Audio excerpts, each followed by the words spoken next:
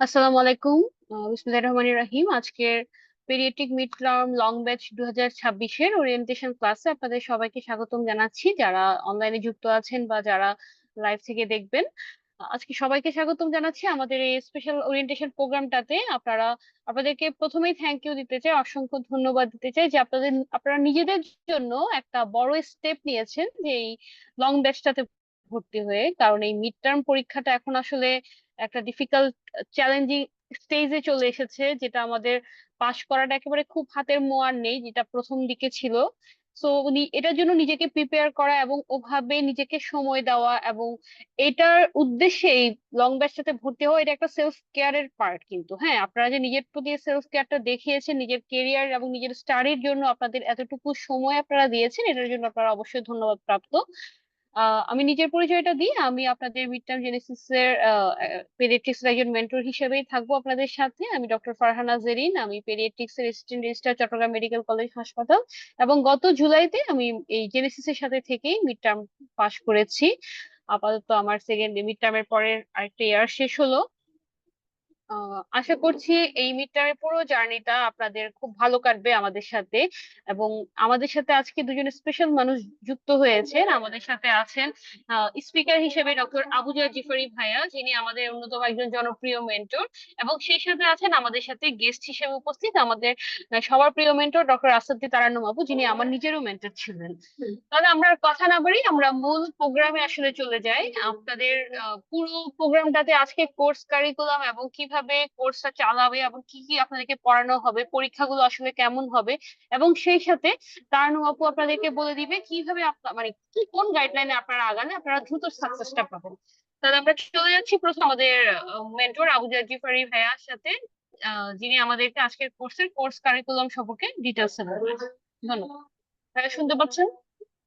জি আপু, আমি শুনতে পাচ্ছি। আমার কি শোনা যাচ্ছে? হ্যাঁ, শোনা যাচ্ছে। ওকে। আসসালামু আলাইকুম এভরিওয়ান। হ্যাঁ, আশা করছি সবাই ভালো আছেন আপনারা। আমি আবুজার গিফারি। আমি পড়াশোনা করেছি রংপুর মেডিকেল কলেজ থেকে। পার্টন এবং মিড টার্ম করেছি পিডিয়াট্রিক্সে। এখন অ্যাডভান্স ট্রেনিং হিসাবে পিডিয়াট্রিক কার্ডিওলজিতে আছি। তো প্রিয় চিকিৎসক বৃন্দ, আপনাদের সবাইকে ওয়েলকাম করছি আজকের এই প্রোগ্রামে। তো আপু, আহ আপু ঠিকই বলেছেন যে আপনারা খুব সুন্দর একটা ব্যাচ বেছে নিয়েছেন। বিশেষ করে আমরা সবসময় মানে বেশিরভাগ ক্ষেত্রে যেটা করি আর কি, 11th আওয়ারের প্রিপারেশন নিই। 11th আওয়ারের প্রিপারেশন নিলে তখন কি হয়, সবকিছু শরীরের উপরে চাপ হয়ে যায়, মনের উপরে চাপ হয়ে যায়। তো এখন সেই সব দিক চিন্তা ভাবনা করলে দেখা যায় আমাদের পেডিয়াট্রিক্স এর যে ডিউটির প্রেশার, রেগুলার 6 দিন মর্নিং, আপনারা সবাই জানেন যে আমাদের কিন্তু প্রতিদিন যেহেতু মর্নিং এ যাওয়া লাগে, পাশাপাশি সাথে ইভিনিং নাইট, সাথে প্রেজেন্টেশন। তো তারপরে ডিউটির যে প্রেশার, অন্যান্য ফ্যাকাল্টির চেয়ে মানে কিন্তু আমাদের কিন্তু পেডিয়াট্রিক্সে মোটামুটি ইমার্জেন্সি বেশি, আপনারা সবাই জানেন। সবকিছু মিলিয়ে পেডিয়াট্রিক্স মিড টার্মের জন্য যে আপনি আলাদা করে প্রিপারেশন নিবেন, তো এটার জন্য দেখা যায় যে আপনি যদি একটু লং টার্ম ধরে চিন্তা ভাবনা করেন প্রিপারেশনটা, তখন কি হয়, আপনার উপরে লোডটা কমে যায়। ঠিক আছে? তো সেক্ষেত্রে এই পেডিয়াট্রিক্স যে আমাদের মিড টার্ম যে লং ব্যাচ, সেটা আপনাকে সেরকম করে আমরা সাজিয়েছি এই ব্যাচটাকে, যেন আপনার উপরে খুব বেশি প্রেশার না পড়ে। তো প্রিয় চিকিৎসক বন্ধু, আপনারা আমাদের সাথে অলরেডি যুক্ত হয়েছেন পেডিয়াট্রিক্স এর মিড টার্মের জনপ্রিয় সিনিয়র মেন্টর ডাক্তার আসাদে দাঁড়ানো আপু। আপু মূলত গাইডলাইন সম্পর্কে বা আপনার সামনে কিভাবে আগাবেন না আগাবেন সেগুলো সম্পর্কে ডিটেলস আপু যেহেতু বলবেন, আমি আর ওইদিকে খুব বেশি কথা বাড়াবো না। আমি পেডিয়াট্রিক্স মিড টার্ম এর এজ এ কোঅর্ডিনেটর, আমি আপনাদেরকে কোর্স কারিকুলাম সম্পর্কে একটু ছোট আইডিয়া দিব। দেখেন, আমাদের এই মিড টার্মের যে ক্লাসগুলো, সেই ক্লাসগুলোকে আমরা কয়েকটা ক্যাটাগরিতে ভাগ করেছি। যেমন একটা হচ্ছে লেকচার ক্লাস। লেকচার ক্লাসগুলো আমরা আমাদের পেডিয়াট্রিক্স এর যে সকল টপিকস আছে, সেই সকল টপিকসকে সিস্টেম অনুযায়ী ভাগ করেছি। ভাগ করার পরে সেই লেকচার ক্লাসগুলোকে আমরা সাজিয়েছি। এবং প্রত্যেকটা সিস্টেমের উপরে আমাদের লেকচার ক্লাস থাকবে। আশা করি লেকচার ক্লাসের বাইরে খুব বেশি টপিকস সাধারণত থাকে না। লেকচার ক্লাসের এর মধ্যে থেকে টপিকস গুলো থাকবে আপনাদের ইনশাআল্লাহ। এর পাশাপাশি আমি আপনাদেরকে একটা খসড়া শিডিউল দেখাবো এখন। খসড়া শিডিউল মানে হচ্ছে এটা হচ্ছে এক্স্যাক্টলি যে এরকমই থাকবে বিষয়টা এরকম না। আপনাদের যে শিডিউল গুলো, আপনারা যখন জেনেসিসে ভর্তি হন অ্যাডমিট হয়েছেন তখন কিন্তু জেনেসিস থেকে আপনাদেরকে একটা আইডি এবং পাসওয়ার্ড প্রোভাইড করা হয়েছে। আশা করি আপনারা সেগুলো পেয়েছেন। যদি না পান তাহলে একটু কমেন্টে জানাবেন। সেই আইডি এবং পাসওয়ার্ড দিয়ে আপনি কিন্তু আমাদের ওয়েবসাইটে লগ ইন করবেন। ওয়েবসাইটে লগ ইন করলে ওখানে কিন্তু শিডিউল গুলো আপডেট করা থাকবে সবসময়। ঠিক আছে? তাহলে আপনাদের কবে কোন ক্লাস, নেক্সট ক্লাস কবে, নেক্সট এক্সাম কবে, অর্থাৎ ধরেন নেক্সট 22 তারিখে আপনার কি কি আছে। তাহলে 22 তারিখে আপনি যদি শিডিউলের ওখানে চাপ দেন তাহলে আপনার 22 তারিখে কি কি আছে সেটা শো করবে। ঠিক আছে? তাহলে আপনাদের শিডিউল গুলো কবে কি হবে না হবে এটা অবশ্যই আমাদের ওয়েবসাইট দেখে তারপরে জানবেন। আচ্ছা। তো আমি আপনাদেরকে জাস্ট একটা খসড়া শিডিউল দেখাবো তাহলে আপনাদের একটু আইডিয়া নেওয়ার জন্য আরকি যে আমরা আসলে কিভাবে আপনাদেরকে নিয়ে সামনে আগাতে যাচ্ছি।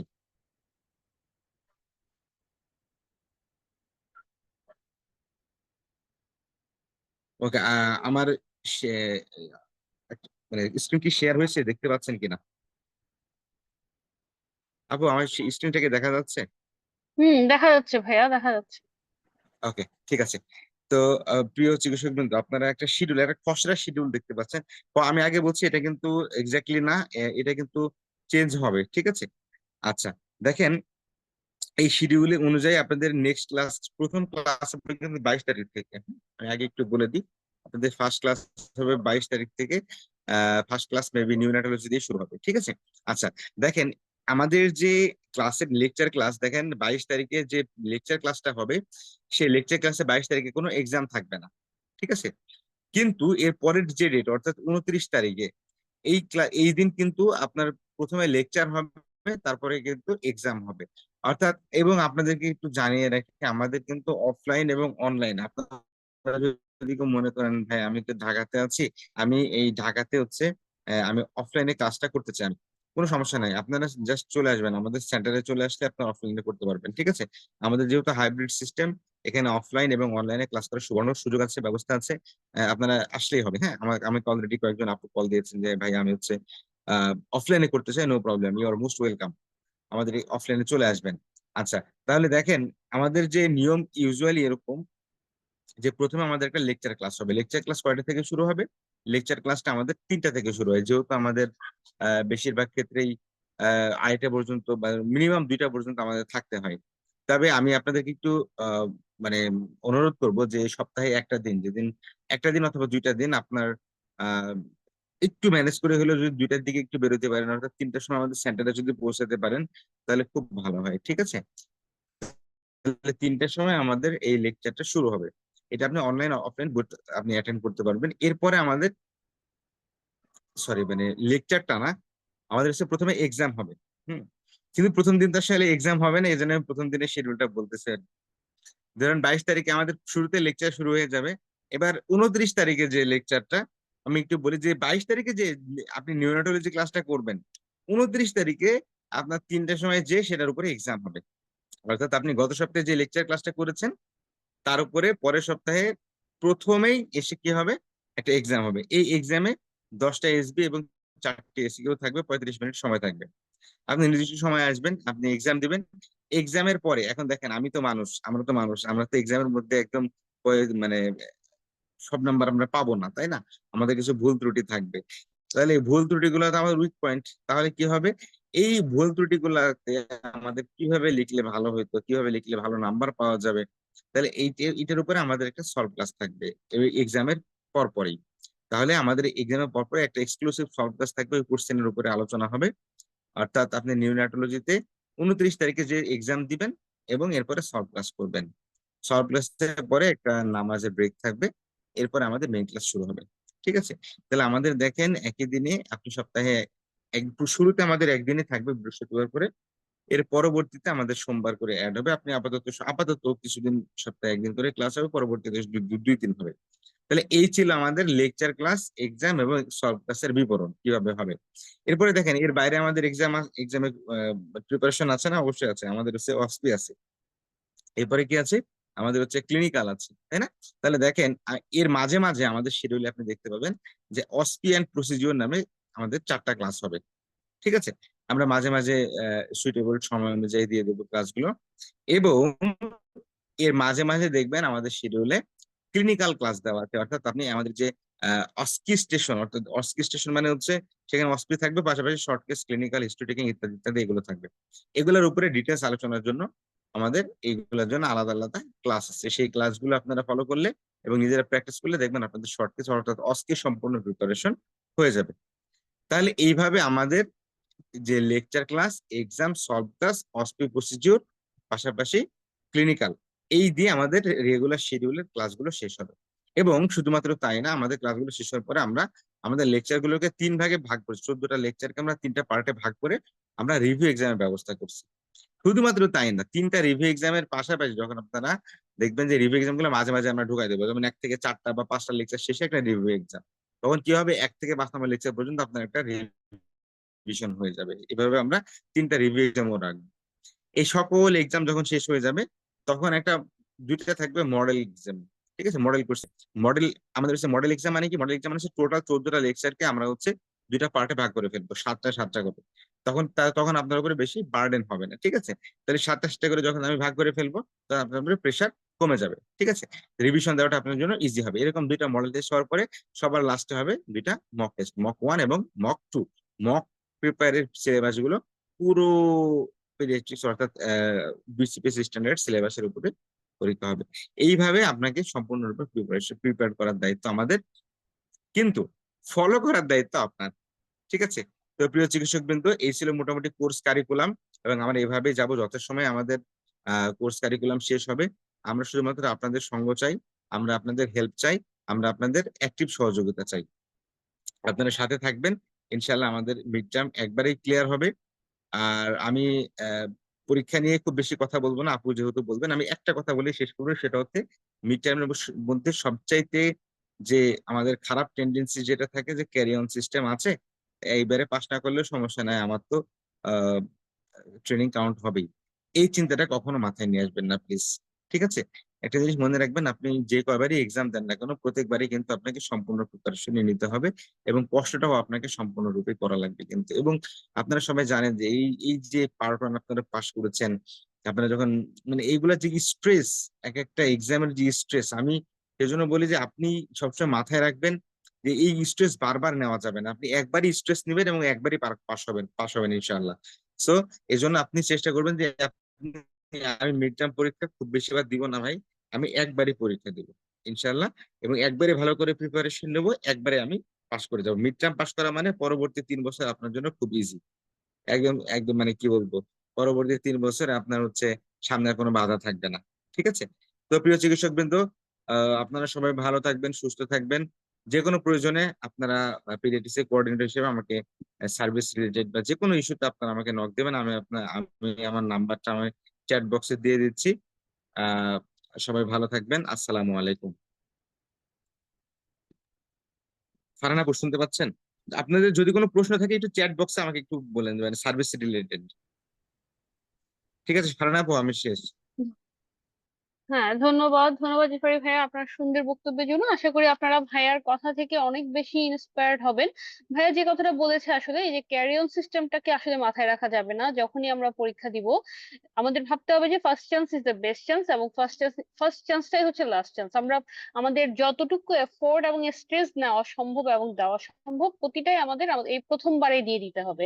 আমাদের হাতে এখনো লম্বা সময় আছে, এখনো মাত্র আমরা মে মাসে আছি, আগামী জানুয়ারিতে পরীক্ষা। এই পুরো সময়টা যদি আপনারা শুধু নিয়মিত ক্লাস করেন এবং পরীক্ষা দেন এবং আমাদের সাথে থাকেন, তাহলে আসলে খুবই ইজি হয়ে যাবে মিড টার্ম পাস করাটা।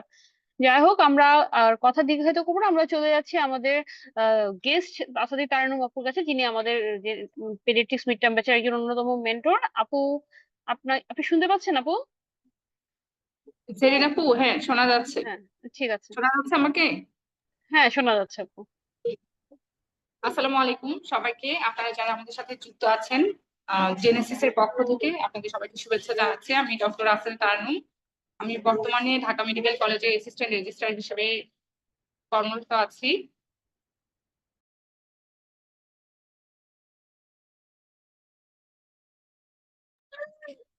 আহ, সবার প্রথমে আমি সবাইকে শুভেচ্ছা জানাচ্ছি এই কারণে, আপনারা জেরিন আপু অলরেডি বলেছেন, আপনারা যে আপনাদের জীবনের একটা গুরুত্বপূর্ণ পার্ট, আপনি যে ভর্তি হওয়ার ইচ্ছা জেগেছে আপনার। আপনি জেনেসিসের সাথে যুক্ত হয়েছেন মানে আপনার সফলতার জন্য আপনার প্রথম যে ধাপ সেই ধাপটা আপনি পাড়ি দিয়েছেন।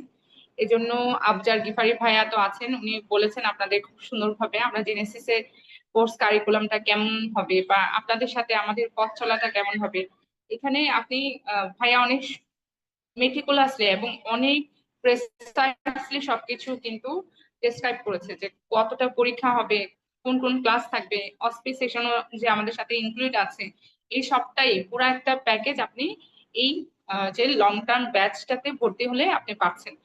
এই সবকিছু তো আমরা আপনাদের জন্য আপনাদের আপনাদের পাসটা যাতে সফল হয় বা আপনাদের পাসটা যাতে স্মুথলি আপনারা করতে পারেন সেজন্য আমরা সর্বোচ্চটুকু চেষ্টা করব। আমরা যারা জেনেসিসে মেন্টর হিসেবে আছি, আপনাদের কাজ হলো আপনারা আমরা যে স্কেডিউলটা ভাইয়া দেখিয়েছেন সেই স্কেডিউল অনুযায়ী আপনাদের টাইম মেনটেন করে আপনারা সব সময় পড়বেন হচ্ছে টাইম মেনটেন করে। ভাইয়া বলেছে আমাদের এখানে প্রত্যেকটা লেকচার হবে, লেকচারের পরে আমাদের পরের দিন যে ক্লাসটা থাকবে ক্লাসের আগে একটা করে পরীক্ষা থাকবে। সেই ক্লাস টেস্টগুলো আপনারা সবাই চেষ্টা করবেন খুব ভালোভাবে দেওয়ার, এবং প্রত্যেকটা ক্লাস যখন আপনি করবেন ক্লাসগুলো করবেন এমন ভাবে আপনারা যারা ঢাকায় আছেন, ঢাকায় যারা থাকবেন তাদেরকে আমার রিকোয়েস্ট থাকবে আপনারা ক্লাসটা অবশ্যই অবশ্যই, ভাইয়া বলেছেন যে আমাদের অনেক কাজ থাকবে, অনেক ডিউটি থাকবে, ফ্যামিলি প্রেশার থাকবে, সাথে তো আমাদের জন্য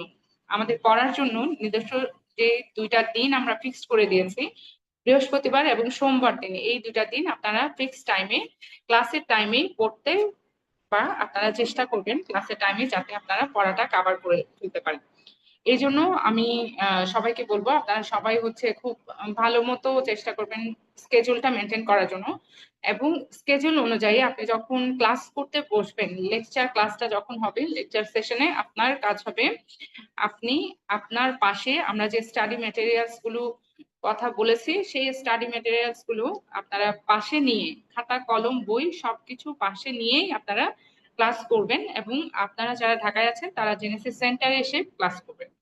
আর যারা বর্তমানে ঢাকায় নেই বা যারা অনলাইনে ক্লাস করবেন বা করতে ইচ্ছুক, তাদের কাজ হলো আপনারা একদম অ্যাপ্রোপ্রিয়েট এক্সাক্ট টাইমে ক্লাসটা যখন শুরু হবে তখনই আপনি অনলাইনে হোক বা অফলাইনে হোক টাইমটা যাতে আপনার ফিক্স থাকে, এই টাইমে আপনি বই খাতা কলম নিয়ে বসবেন এবং এমন ভাবে বসবেন যেন দেখে মনে হবে আপনি জেনেসিসের সেন্টারে এসে ক্লাস করছেন। এমন একটা স্পেস আপনার বাসায় বা আপনি যেখানে থাকবেন সেখানে আপনি এমন একটা স্পেস ক্রিয়েট করে নেবেন যেখানে দেখলে মনে হবে আপনি জেনেসিস সেন্টারে এসে আপনি ক্লাস করছেন।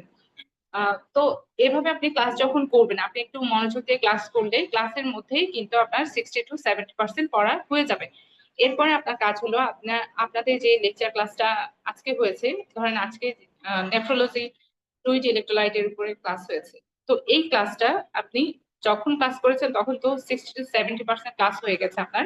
আপনি বাকি যে পড়াটুকু থাকবে সেই পড়াটুকু আপনি আজকে রাতের মধ্যে অথবা আগামীকাল সকাল সর্বোচ্চ একদিন আপনি টাইম দিতে পারেন, এই টাইমের মধ্যে পড়া গুছিয়ে ফেলার চেষ্টা করবেন, এবং আপনার যে পরীক্ষা আসবে পরীক্ষার আগে আপনার ক্লাস টেস্ট পরের সপ্তাহে যখন আপনার আবার ক্লাস হবে সেই ক্লাসের আগে পরে ক্লাস টেস্ট হবে, সেই ক্লাস টেস্টে আপনার প্রিপারেশন যেন অপটিমাম লেভেলে হয়, অপটিমাম লেভেলের প্রিপারেশন নিয়ে আপনি ক্লাস টেস্ট দিবেন।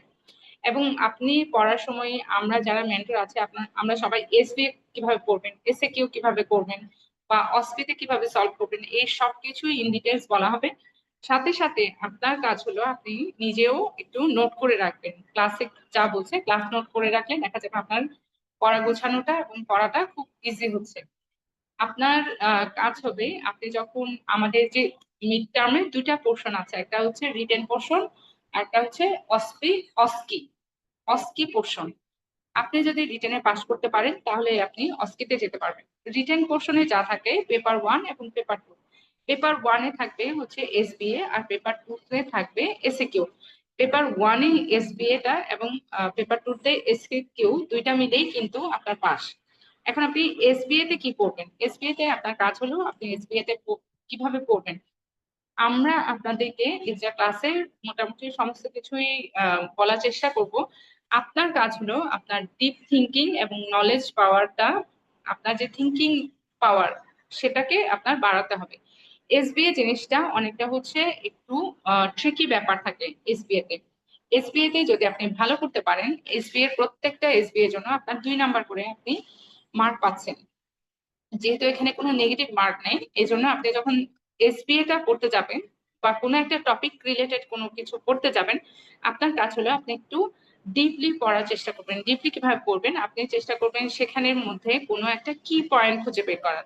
যেমন মোস্ট কমন ইনভেস্টিগেশন বা most common cause, most common most diagnostic features বা প্যাথোগনমিক ফিচার্স, অথবা ধরেন আপনার আসলো যে ডেফিনিটিভ ট্রিটমেন্ট বা ডেফিনিটিভ ইনভেস্টিগেশন, এভাবে যে কি পয়েন্ট গুলো আছে, কি পয়েন্ট গুলো খুঁজে বের করার চেষ্টা করবেন এবং সেটাকে নোট আউট করে ফেলবেন। এভাবে যদি আপনি পড়েন, এসবিএ টা মোটামুটি আপনার কভার হয়ে যাবে। এবং এসএকিউ রিলেটেড যা সমস্যা সবকিছুই আমরা যারা মেন্টররা যখনই ক্লাস নেবে, মেন্টরদের ক্লাসগুলো শুনলে আপনি এসএকিউ এবং এসবিএ টা খুব ভালো মতো আপনার দখলে নিয়ে আসতে পারবেন। আপনার কাজ হচ্ছে আপনি পড়া যেন নিজের পড়তে হবে। আমরা আপনাকে গাইডলাইন দিতে পারবো বা কতটুকু পড়বেন, কিভাবে পড়বেন, কতটুকু পড়লে আপনার জন্য ভালো হবে বা আপনি পাশ করে যেতে পারবেন, এই গাইডলাইনটুকু আমরা আপনাকে দিব। কিন্তু পড়াটা হচ্ছে আপনার সম্পূর্ণ নিজের, আপনি নিজে পড়বেন। কারণ নিজে না পড়লে, আমরা ধরেন আপনি আমার ক্লাস করলেন বা যে কোনো মেন্টরের ক্লাস করলেন, আপনার মোটামুটি একটা আইডিয়া হবে যে আমি এইটুকু পড়বো বা এতটুকু আমার পড়তে হবে। এই পড়াটা কিন্তু আপনারই পড়তে হবে। আপনি যখন পড়বেন, আপনার পড়ার সময় আপনি চেষ্টা করবেন পরীক্ষা ওরিয়েন্টেড হয়ে পড়ার জন্য। সেই পরীক্ষা ওরিয়েন্টেড পড়াশোনাটাই মেইনলি আমরা জেনেসিস চেষ্টা করব, সর্বোচ্চ চেষ্টা আছে, আমরা জেনেসিসের যারা মেন্টর হিসেবে আছি, আমরা সর্বোচ্চ চেষ্টা করি সেটা যেন পরীক্ষা ওরিয়েন্টেড, এক্সাম ওরিয়েন্টেড পরীক্ষা না করা না হলে কিন্তু আপনি অনেক জানলেন বা আপনি অনেক কিছু বুঝলেন, কিন্তু আপনি পরীক্ষায় পাশ করতে পারবেন না। যেহেতু দিন দিন এখন আপনাদের পরীক্ষাটা, মিড টার্ম পরীক্ষাটা অনেক কঠিন হয়ে যাচ্ছে। আমি যে সেশনে পরীক্ষা দিয়েছি, আমার সেশন থেকে শুরু করে পরবর্তী সেশন গুলোতে দেখা যাচ্ছে কোয়েশ্চেন প্যাটার্নটা একটু চেঞ্জ হচ্ছে এবং ডে টু ডে এই জিনিসটা একটু হার্ডার হয়ে যাচ্ছে। যেহেতু কঠিন পরীক্ষার দিকে আপনার আগাতে হবে, ভাইয়া বলেছেন আপনারা সবসময় চেষ্টা করবেন এক চান্সে পাশ করার। কারণ চান্স সবসময় আপনাকে, সময় সবসময় আপনাকে চান্স দিবে না যে আপনি পরবর্তীতেও পাশ করতে পারবেন কিনা সেই চিন্তা। যেহেতু ক্যারি অন সিস্টেম আছে, আমি চাইলে পরের সেশনটাতেই পাশ করার চেষ্টা করবো, এই মনোভাব আপনার থাকা যাবে। আপনি সর্বোচ্চ চেষ্টা করবেন আপনি যাতে এক চান্সে পাশ করে যান। তো এটা ছাড়াও আপনার যেটা করতে হবে, আপনি যখন এসবিএ এবং এসিকিউ করার পরে আপনার যখন, আমরা যে ভাইয়া যেগুলো দেখিয়েছেন, ক্লাস টেস্ট আছে, মক টেস্ট আছে, মডেল টেস্ট আছে, এছাড়া রিভিউ এক্সাম আছে, এভাবে আমরা যে এক্সাম গুলো নিব সেই এক্সাম গুলোতে আপনারা সর্বোচ্চ হাইস্ট মার্ক পাওয়ার চেষ্টা করবেন, আপনি যাতে এই পরীক্ষা দিয়ে মনে হয় যে আপনি পড়েছেন বা আপনার পড়াটা কমপ্লিট হয়েছে, এরকম একটা আপনার স্যাটিসফ্যাকশন থাকতে হবে, না হলে কিন্তু পাশ করাটা ইজি হবে না। মোরওভার আপনি যখন সব পরীক্ষা দিলেন, পরীক্ষার পরে আপনার কাজ হলো, আমরা যে সলভ সেশন গুলো নিই জেনেসিসে, সবাই সবাই জানে এটা শত জন সিদ্ধ একটা ব্যাপার, সেটা হচ্ছে জেনেসিসে এক্সামের যে সলভ সেশন গুলো এগুলো খুবই এক্সটেন্সিভ হয়। যে কারণে আপনি এক্সামের সলভ গুলো অবশ্যই অবশ্যই অবশ্যই করবেন। কারণ সলভ সেশন গুলো করলে আপনি কিন্তু কি ধরনের কোয়েশ্চেন আসে বা কোন ধরনের আপনি পড়েছেন সেটার একটা অ্যানালাইসিস আপনি নিজেই করতে পারবেন। এই অ্যানালাইসিস থেকে যদি আপনি পড়েন তাহলে আপনার পাস করাটা ইজি হয়। মোরওভার আপনার যখন রিটেনে পাস হয়ে যাবে, এসবিএ এবং এসএকিউ তে পাস হয়ে যাবে, এরপরেই কিন্তু আপনার অস্কিতে অ্যাপিয়ার করতে পারবেন আপনি। এখন আমরা যে স্কেজুলটা দিয়েছি আপনাদের জন্য, সেই স্কেজুলে দেখবেন আপনারা সেখানে অস্পির আমাদের লেকচারের পাশাপাশি 4টা লেকচারের পরে প্রত্যেকটাতে একটা করে অসপি এন্ড প্রসিডিউর সেশন এবং একটা করে ক্লিনিক্যাল সেশন রাখা আছে। এভাবে আপনি কিন্তু অসপি এন্ড প্রসিডিউর সাথে আপনার ক্লিনিক্যাল সেশন গুলো করা হয়ে যাবে। এই ক্লাসগুলো আমি সবাইকে রিকোয়েস্ট করবো একদম টাইমলি স্কেজুলটা স্ট্রিক্টলি মেনটেন করে করার জন্য। এরপরে আপনার কাজ হচ্ছে আপনি অসপি এবং ক্লিনিক্যাল গুলো তো পড়ছেন,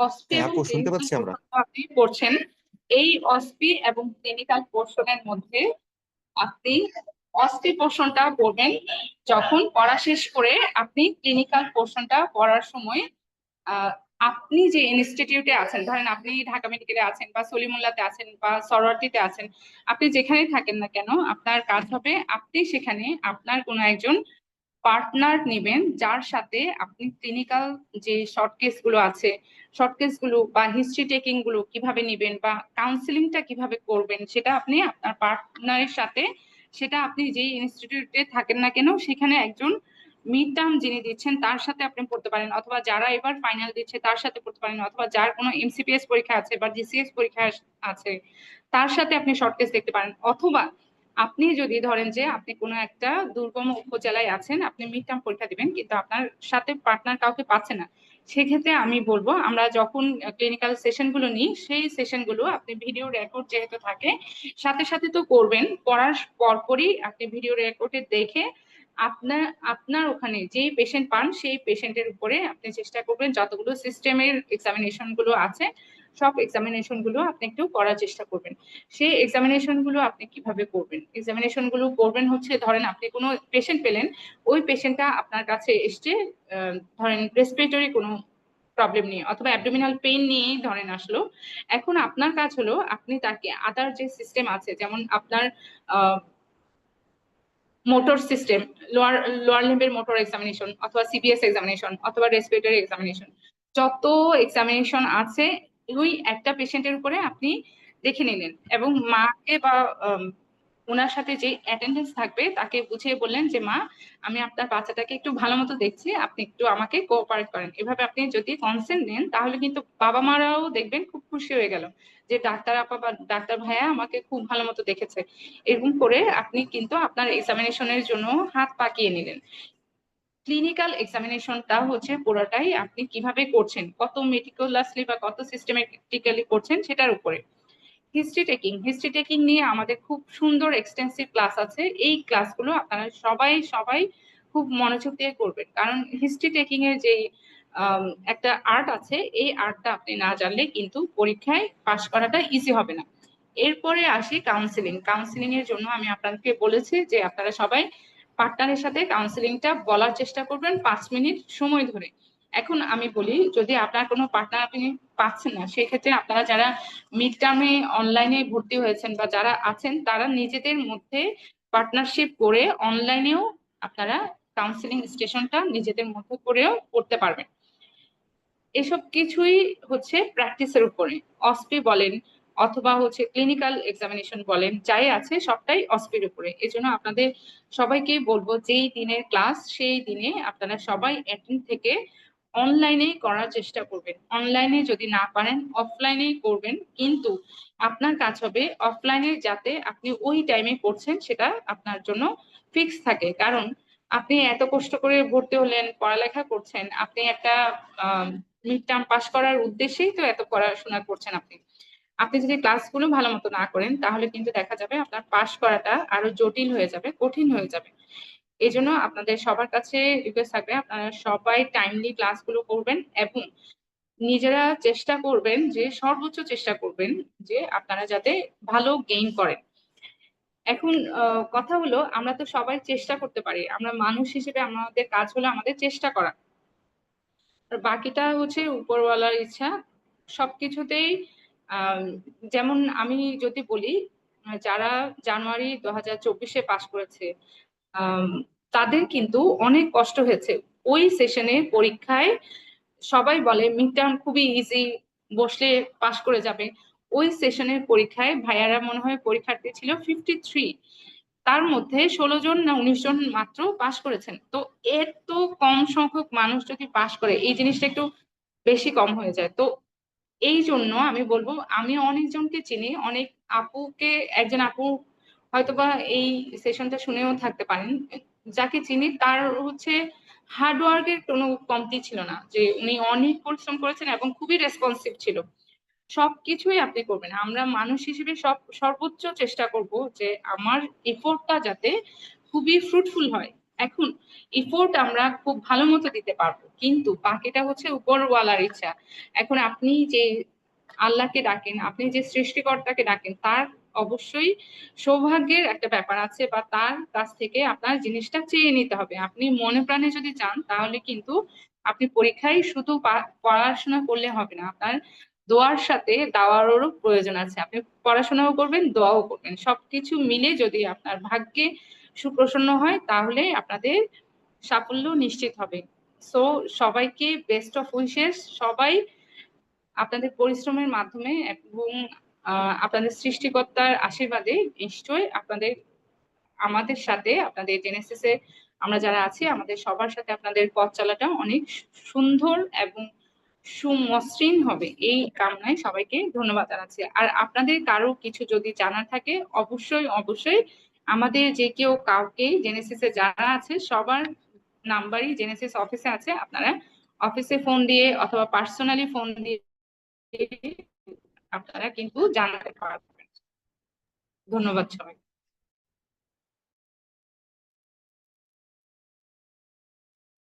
ধন্যবাদ তারানু আপুকে এত সুন্দর করে একটা গাইডলাইন দেওয়ার জন্য আমাদের সবাইকে। যারা আপনারা পরীক্ষার্থী তারা আসলে একটা স্টার্টের জন্য এর চেয়ে ভালো কিছু হয় না। আপু যেভাবে ইন ডিটেলস আপনাদের সবাইকে বলে দিয়েছে। তো জিফারি ভাই এবং তারানুম আপু দুজনের কাছ থেকে আমরা যে জিনিসটা আসলে বুঝলাম, আপনাদের মিড টার্ম পাস করার জন্য যে তিনটা জিনিস লাগবে সেটা হচ্ছে আপনাদের সিনসিয়ারিটি লাগবে, আপনাদের অসম্ভব ডিটারমিনেশন লাগবে এবং টেকনিক অ্যাপ্লাই করা লাগবে। হ্যাঁ, এই তিনটা জিনিস যদি আপনারা কম্বাইন করতে পারেন তাহলে আসলে পাস করাটা খুব কঠিন কিছু হবে না। আর এখানে আপনাদের জন্য আসলে প্লাস পয়েন্ট যেটা সেটা হচ্ছে আপনাদের হাতে অনেক সময়, এখনো মে মাস, জানুয়ারিতে আপনাদের পরীক্ষা। আপনারা প্রতিটা মিনিটকে যদি কাজে লাগান, আপনারা যদি সিনসিয়ারলি ক্লাসগুলো করেন তাহলে হচ্ছে পাশ করা কোনো বিষয়ই না। আবার আপনাদের জন্য মাইনাস পয়েন্টও কিন্তু এটাই যে আপনারা যদি ধরে নেন আপনাদের হাতে অনেক সময়, আরো এখনো 7-8 মাস আছে, আমাদের তো আমরা পরেও পড়তে পারবো, এই পড়া আসলে কভার করা এত সহজ না। হ্যাঁ, আর এফসিপিএস পরীক্ষাটা যেরকম এটাও আসলে কম বেশি ওরকমই, হয়তো ক্লিনিক্যাল পার্টটা একটু কম, কিন্তু এখানে রিটেন পার্টটা আপনাকে মোটামুটি এফসিপিএস এর পুরো জিনিসটা কভার করে আসতে হবে আর কি। হ্যাঁ, সো এটা একা আপনার জন্য অবশ্যই কষ্টকর হতো, আপনার রিডিং পার্টটা নিয়ে পড়বেন, আর সাথে জেনেসিস তো আপনাদের সাথে থাকবেই। আশা করি আপনাদের সামনের পথ চলাটা অনেক বেশি সুগম হবে। আমরা সবাই আপনাদের সাথে আছি, যে কোনো সমস্যায় আমাদের সাথে যোগাযোগ করবেন। আমাদের আজকের ওরিয়েন্টেশন প্রোগ্রামটা আমরা তাহলে এখানেই শেষ করছি। সবার জন্য বেস্ট অফ লাক। আশা করি আপনারা নিয়মিত ক্লাস করবেন এবং সবাই আগামী জানুয়ারিতে আমরা পাশের খবর পাবো। আসসালামু আলাইকুম, খোদা হাফেজ।